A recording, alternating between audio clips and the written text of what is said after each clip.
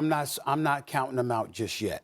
I don't blame you for what you're saying. I don't disagree with you, but I would tell you that it ain't as simple as their offense stinking up the joint. It's receivers dropping passes that they normally catch. Part of it. Mike Evans dropping passes, Godwin dropping passes, Gronk not being there to be the reliable weapon that he once was once upon a time. We get all of that. Leonard Fournette and them not running the ball effectively and efficiently enough. We get that. But your defense is not sorry, and it has kept them in numerous games, and the offense can't produce anything.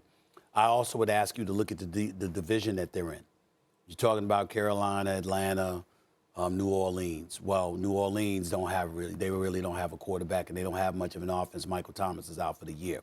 Right. You look at Carolina, obviously, even though before last week they were relatively competitive in the 2 games since they fired Matt Rule, the reality is that we don't expect much from them. And they got their comeuppance this past weekend when they got shellacked by Cincinnati. We get that part. And so by default, knowing that you've got games coming up against the Carolina, against the New Orleans, knowing that, I'm looking at the schedule right now for Tampa Bay, okay, Cleveland, Deshaun Watson still is not going to be back, so we have to pay attention to that. I think he's back for that game, Stephen. Is he back? Is he back? I think, because that's at the end of the month. They got to buy. Right. I think so. They got to buy, and it's November 27th, right? I think he's back. So didn't they say he was going to be out for like the first 13 weeks or so? I think he comes back in 2 weeks. All right, so here's the deal. So you got 9 games. Then you got game number 10 against Seattle. Then the bye week is week 11. Then Cleveland is week 12. I think that he comes back after that, is what I'm trying to say. I don't think they have to face Deshaun Watson, okay? So you still got that going up against Cleveland. Of course, I'm looking at San Francisco, Cincinnati. Obviously, those are games that you expect them to lose. Arizona, you don't know which Arizona team is going to show up. They closed the season out against Atlanta. I'm just looking at some games. And it's not that I expect them to run the table or anything like that. I get where you're coming from.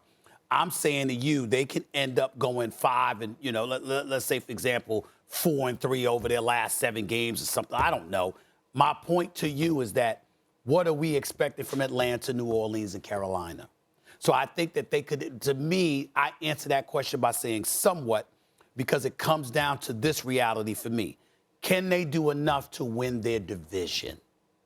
The answer is yes, even taking into account that some of those games that you mentioned will almost certainly end in a loss based on what we're seeing from Tampa Bay's offense. And yes, I agree. The division's probably a 2-team race right now between Tampa Bay and Atlanta. Candidly, I think the division comes down to the last game of the season when I believe Atlanta plays Tampa in Atlanta. But what kind of run are we talking about here? Could they potentially make that game meaningful week 18? Sure. No one's going to be scared of the Bucs in the playoffs.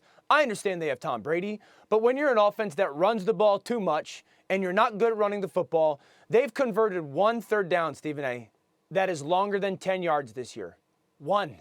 So unless something drastically changes on offense, where they throw the ball, I said this on Monday and I'll re-say it. Unless Tom throws the ball 50 times a game, they cannot be meaningful at the back end of this season and into the playoffs. Hold on.